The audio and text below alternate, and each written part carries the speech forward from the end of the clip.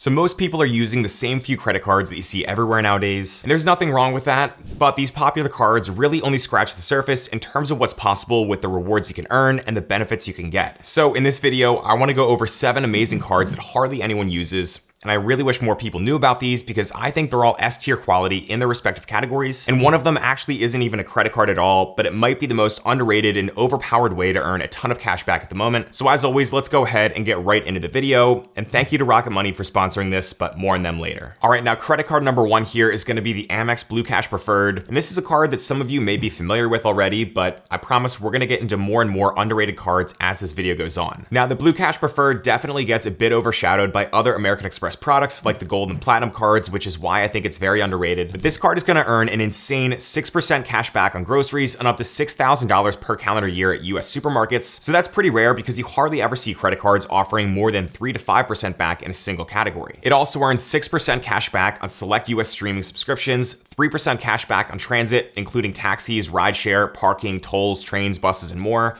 and 3% cash back on gas at US gas stations. Now, the Blue Cash Preferred has a $0 intro annual fee in your first year with it, which then goes up to $95 per year after that. But what's really nice about this card is that it also comes with up to $120 of Disney streaming credits that can potentially offset that fee. So the way this benefit works is that you can earn up to $10 back per month as a statement credit when you use this card to purchase a subscription or a bundle subscription on DisneyPlus.com, Hulu.com, or Plus.espn.com. So if you're already paying out of pocket for something that's covered by these credits, then the Blue Cash Preferred's effective annual fee is basically minus $25. So it's almost like American Express is actually paying you to have this card. Now, the one limitation here is the fact that there is that $6,000 spending cap to earn 6% on groceries, which works out to be $500 of grocery spend per month on average. But if you know you're going to be maxing out that $6K of spending, then this card's going to be giving you $360 of cash back every year. The Blue Cash Preferred's also running a standard welcome offer right now where you can earn a bonus of $250 back after spending $3,000 in the first 6 months. So yeah, it's a card that some people know about, but it's definitely an underrated option that can very much be S tier for the right person. All right, next here is going to be a super interesting product to talk about because it's the one card in this video that's not actually a credit card at all, and that would be the PayPal debit card that I've seen a ton of positive comments about online. So let's go ahead and take a look at what it offers because I think it's one of those cards to take advantage of sooner rather than later before it probably gets nerfed in the future for being too good. So over on the PayPal website, you can see that they're advertising that you can earn 5% cash back, and then also says pick a category each month for fuel, groceries, and more. Then get 5% cash back on up to $1,000 spent in your cashback category per month. Now, I signed up for this debit card myself, and in addition to fuel and groceries, I can also select apparel, restaurants, or rideshare and public transit for that 5% category. So those are gonna be some serious areas of spending for a lot of people, and the math works out that you can essentially earn up to $50 in cash back per month if you end up spending that full $1,000 amount. Now, in order to spend with this debit card, you need to have a free PayPal balance account that allows you to transfer and load money into that account, which can then be used for shopping or just sending to other people. And then you're basically going to be using that money in your PayPal account to spend and earn cash back with the debit card. They give you a bunch of options for transferring your money though, some of which take a few days like a bank transfer, and some of which transfer money in seconds, like when you link another Visa or MasterCard debit card from an outside bank account. And you can even set up auto reloads if you find yourself using this card a lot and you don't want to have to manually transfer money every single time. I will say though, I kept getting an error message that said we're having trouble with this transaction when I tried moving over some money, and so I had to keep digging around to get that fixed. So you might have to just go chat with PayPal if you end up having a similar issue, so I wanted to mention that here. Now, I'll be honest, I don't think this is going to be very sustainable for PayPal to offer such generous rewards on this card for too long, so I suspect this might be some sort of a loss leader for them at the moment where they're okay losing a bit of money on this debit card in exchange for just reaching more customers and getting them to use their other services. But I've seen this move before with a lot of other credit and debit card products that offer stuff that seems too good to be true at first, and then at some point in the future, they end up getting nerfed so that they're not as powerful anymore. So that's going to bring me to a really important point here that I like to tell everyone when it comes to taking advantage of credit card or even debit card rewards like this, and that is the fact that you always need to be willing to adapt your strategy when certain products inevitably do get nerfed. And on top of that, you just have to make sure you have a good foundation for tracking and then optimizing your spending regardless of what cards are in your wallet. That's why I like using an app like Rocket Money to make sure I understand exactly where I'm spending my money each month, what cards I'm using for that spend, and whether I'm within my budget so that I'm not overspending. Rocket Money is an easy-to-use app that helps you save more and manage your money better, whether that's canceling any unwanted subscriptions with just a few taps, tracking your spending across dozens of credit cards like I do, or creating customized budgets in seconds that help show me where my money's going at all times. So what I love about Rocket Money is I'm able to see all the transactions from all the credit cards my wife and I are using, and I can see all those transactions in one single place instead of logging in and out of like 6 or 7 different apps, one after the other. So that just saves us a ton of time and really helps make tracking our spending feel much more natural and organized compared to before using Rocket Money. With the in-app budgeting feature, we're also able to set how much we want to be spending in different categories based on our savings goals, and we can then adjust that as we want to, which is pretty useful during certain times of the year when we might have maybe a higher shopping budget for gifts or something like that. Rocket Money also automatically makes a list of all our subscriptions to help us see them in one place. So that's just another way that we've been able to optimize our spending by then simply just identifying anything that came up in that list of subscriptions, and then we were able to cancel some of those recurring expenses with just a few taps.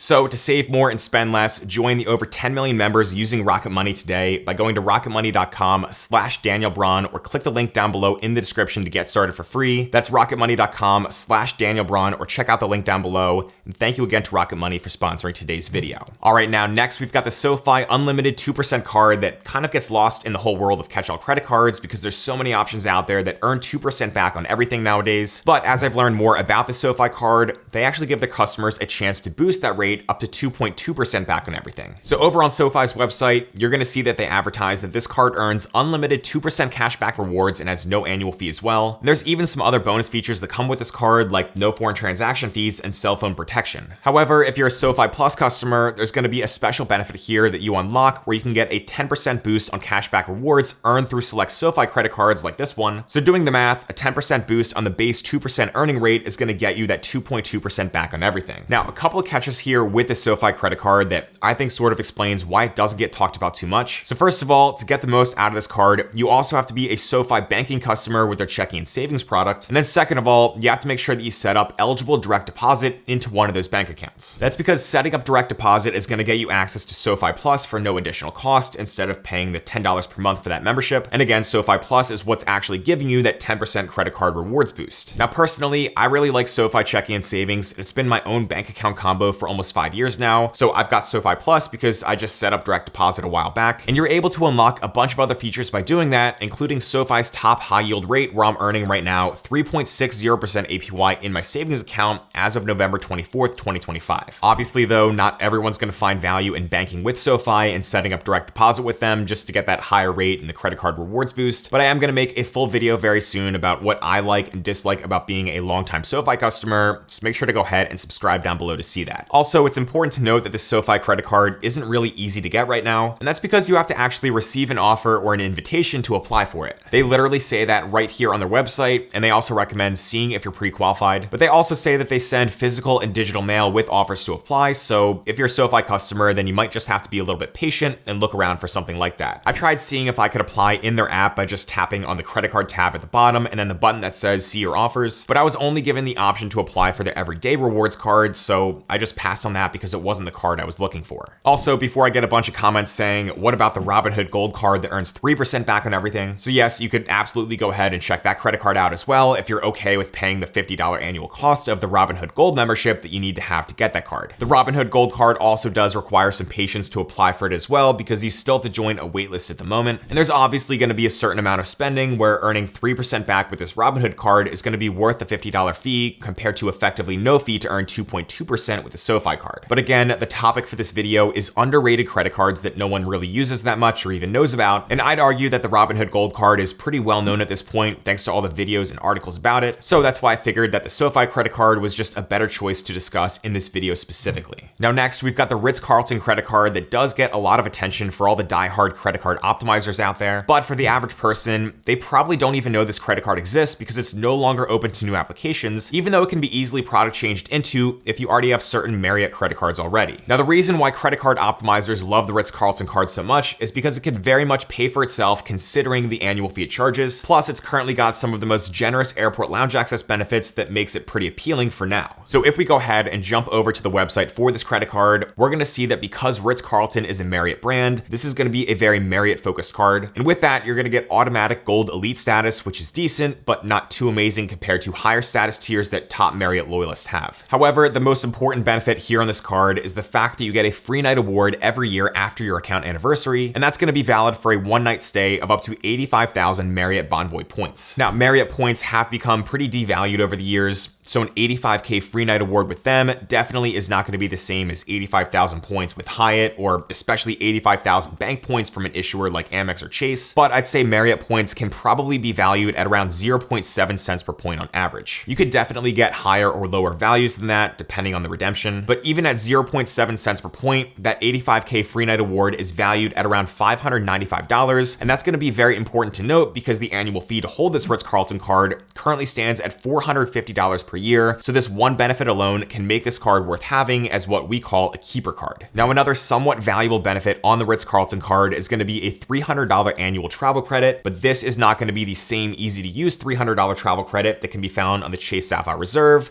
because this can only be used for qualifying airline purchases like baggage fees, seat upgrades, and lounge memberships or passes. You also have to then call a number to actually apply this credit towards those certain purchases, which credit card optimizers are definitely willing to do. But again, for the average person out there, this credit is going to be a bit annoying to manage and to even remember to use when it's not just applied automatically like the credits on most other cards nowadays. There's some other benefits on the Ritz-Carlton card as well, like primary auto rental coverage and some other good travel protections, including emergency medical and dental, which isn't very common. And there's also a global entry application fee credit, as well as some other points multipliers that I don't really think stand out too much given the value of Marriott points. But then you also get a complimentary Priority Pass Select membership here, and the Priority Pass access right now on this card is pretty unique because you're going to be able to bring unlimited guests into these lounges, and you can also access Chase Sapphire lounges with unlimited guests as well. For reference here, the Sapphire Reserve comes with Priority Pass membership that allows only up to 2 free guests, and you can also bring up to 2 free guests into those Chase lounges with the CSR, but that is going to lead me into the topic of devaluations and nerfing on the Ritz-Carlton card. To me, I think this Ritz-Carlton card is going to be very much a target for getting devalued at some point in the near future, and I feel like that should be pretty obvious just because this card's now been closed to new applications for a while, and there were actually rumors over the summertime of an annual fee increase, which turned out not to be true. Now, the only way to get this Ritz-Carlton card at the moment is by having an existing Chase Marriott co-branded credit card like the Bonvoy Boundless, the Bonvoy Bountiful, or the Bonvoy Bold for at least 12 months, and then contacting Chase to product change one of those cards into the Ritz-Carlton card. So that might be worth checking out for yourself while you can, again, just while being aware of any potential future updates. All right, now next we've got a US Bank credit card that's potentially a very powerful cashback earning option that personally I'm really starting to see a lot of value in myself, and that is going to be the no annual fee US Bank Cash Plus Visa Signature Card. So right now you can earn a $200 rewards bonus after you spend $1,000 within the first 90 days of account opening, but the really valuable thing here is going to be the way this card can earn 5% cash back on your first $2,000 in combined eligible purchases each quarter on 2 categories you choose. Those categories are going to include cell phones, gym and fitness centers, ground transportation, and a few others. But most importantly, it includes home utilities, which US Bank gives us some more information about on a separate page. So they say that you can earn 5% cash back when you use your card for household utilities, such as payments to electric, gas, and waste management companies. To me, as someone who just bought a home a couple of months ago, I'm definitely starting to see the value here of earning that much cash back for my different utility bills. And then I think it's really cool that you can actually choose 2 of the listed categories to earn 5% cash back. So I'd probably choose utilities as one of those and then rotate the other one as needed. US Bank lets you choose your categories up to 45 days before the quarter begins. And then, like I said, you're going to be able to earn that 5% cash back on the first $2,000 in combined purchases in those categories each quarter. That means you could technically earn 5% back on up to $8,000 per year, which works out to be $400 of annual cash back if you're somebody maxing that out. So that's pretty good stuff for a no annual fee card. You can also choose one category to earn 2% back on things like grocery stores and grocery delivery, restaurants, and gas and EV charging stations. So overall, the US Bank Cash Plus is going to be a great option that doesn't get enough love when people talk about 5% earning cards, and I definitely think the average person should know more about it. All right, next we've got the AAA Daily Cash Advantage Visa Signature Card that only true cashback credit card enthusiasts know about, but this is such an underrated card that's easily S tier for those looking for a no annual fee grocery credit card. So this AAA card is going to earn 5% cash back on grocery store purchases, which is the first benefit you're going to see advertised here on this page. Plus, you're going to be able to earn 3% cash back on gas and EV charging, wholesale wholesale clubs, streaming services, pharmacy, and AAA purchases. There's also no annual fee like I just mentioned, as well as no foreign transaction fees, which is awesome. And you can even earn a $100 statement credit right now after you spend $1,000 within the first 90 days of account opening. Now, one thing to note here with those elevated cashback multipliers is that the fine print does say that you can only earn a maximum of $500 in cashback in a calendar year at grocery stores, wholesale clubs, and gas stations combined. But still, even if you just wanted to use this as a dedicated grocery store card,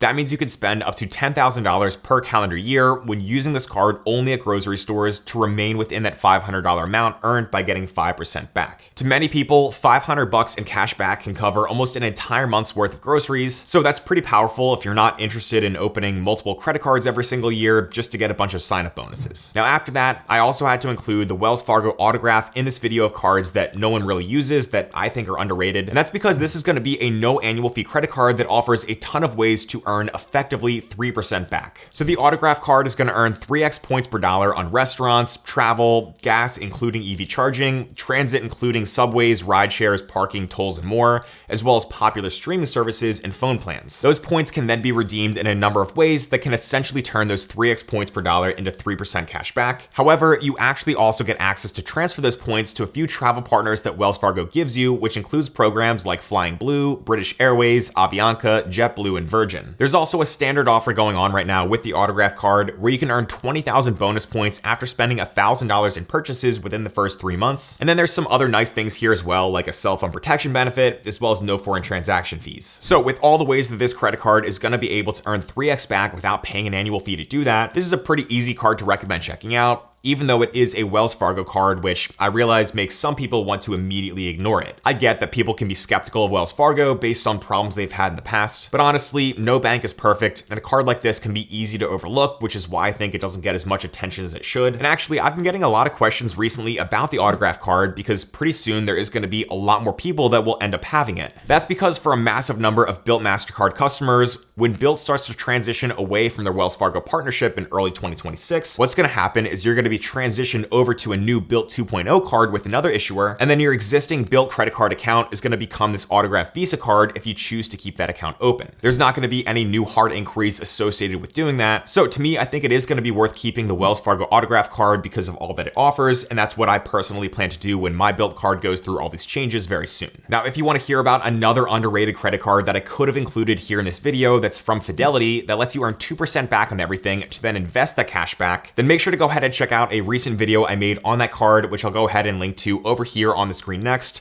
But as always, thanks so much for watching, and I'll see you in the next one.